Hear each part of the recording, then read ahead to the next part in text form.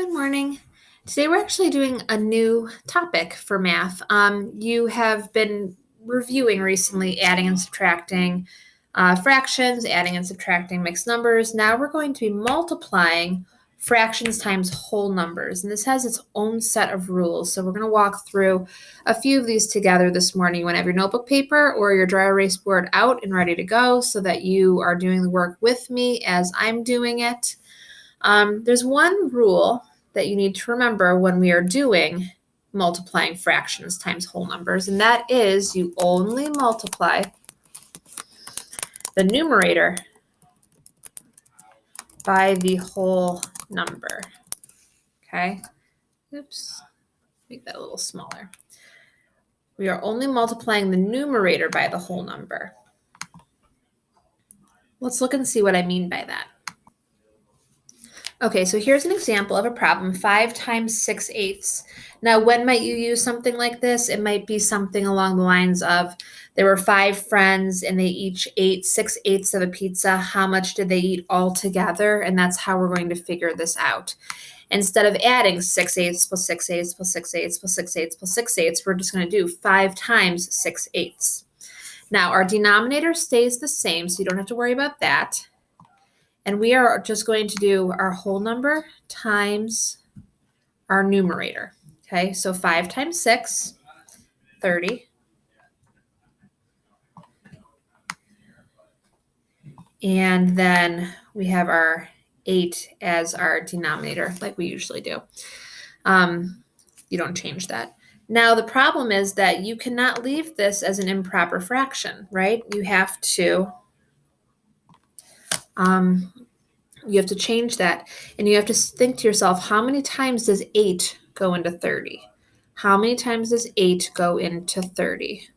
Well, 8 times 4 we know is 32, so that's too high. We need to do 3. 8 goes into 30 3 times. This is the part where we need to make sure that we're multiplying to pull it out. So 8 times 3 we know is 24, so we're going to do 30 minus, oopsie, sorry, I'm trying to do this with my mouse again. 30 minus 24. Oh, goodness. 24. And that's going to give us our new numerator. 30 minus 24 is 6. And we get our answer as 6/8. Okay? The 8 stays the same always. And if you wanted to, you could go ahead and put this into simplest form. 6 divided by 2 is 3.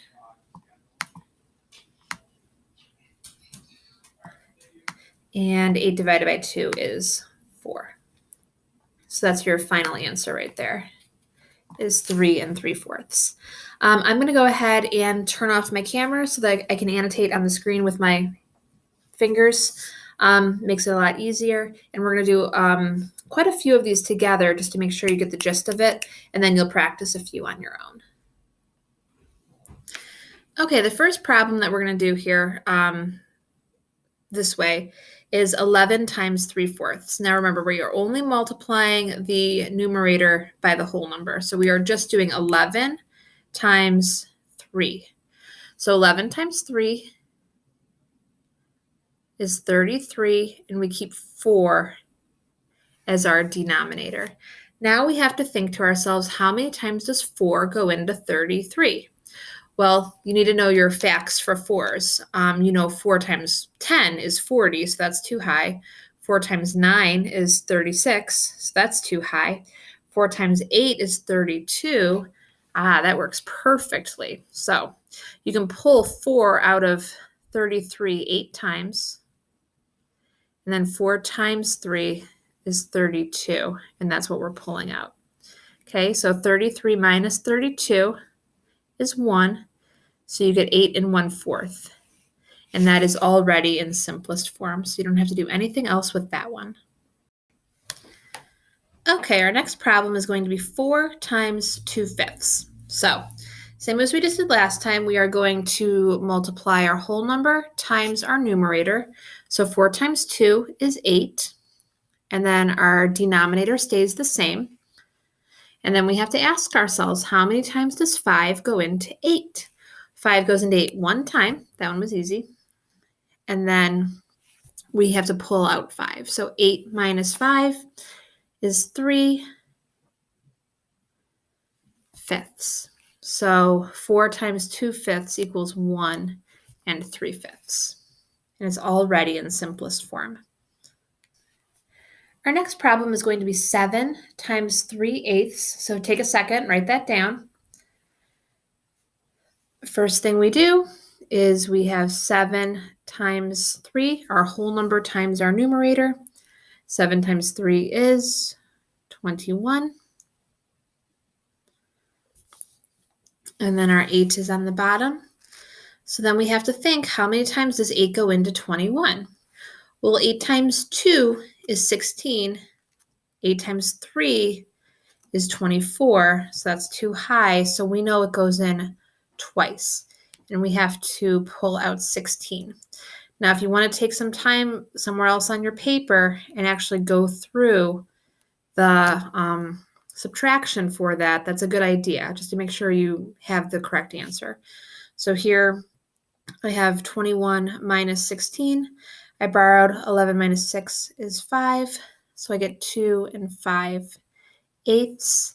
It is already in the simplest form. So that is your final answer. We're going to do 3 more. Our next one is 9 times 9 tenths.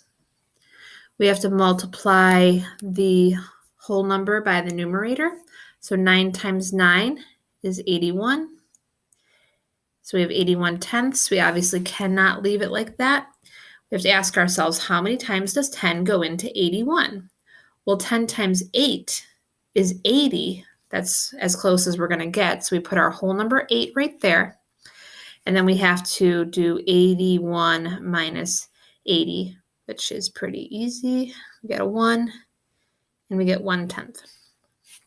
So 8 and 1/10 is your final answer.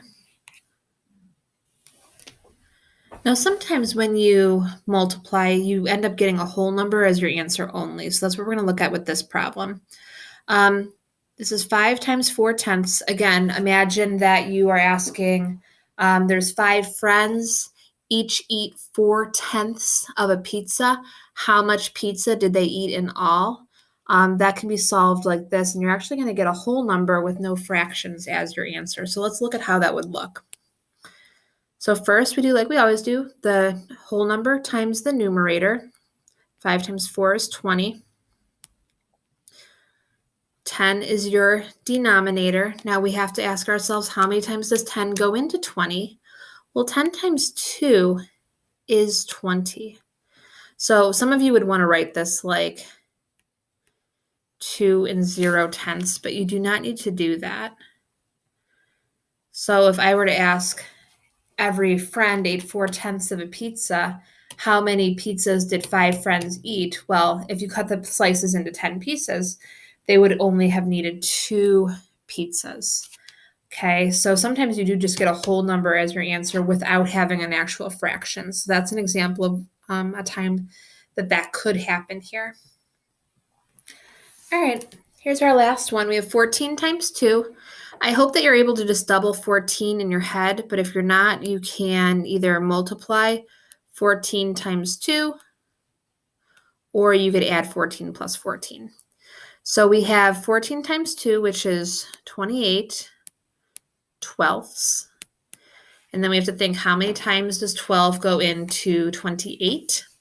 It goes in 2 times, because 2 times 12 is 24. So then we have to do 28 minus 24, which is 4. So funny, 4. Let's try that again. There we go. And we get 2 and 4 twelfths as our answer, but that is not in simplest form yet. Our whole number stays the same, and we have to divide 4 and 12 by 4. 4 goes into each of those. 4 divided by 4 is 1. 12 divided by 4 is 3. So that right there is our final answer. So that's how you do multiplying whole numbers and fractions. If that was confusing, watch the video again. I'm going to have you watch the video again on um, Wednesday, just before you do your next exit ticket. But right now, you can get out of the video and try a few of these on your own in the exit ticket. And then remember, tomorrow you have a PDF to do. I don't expect you to turn those answers back into me. I sent those answers to your parents.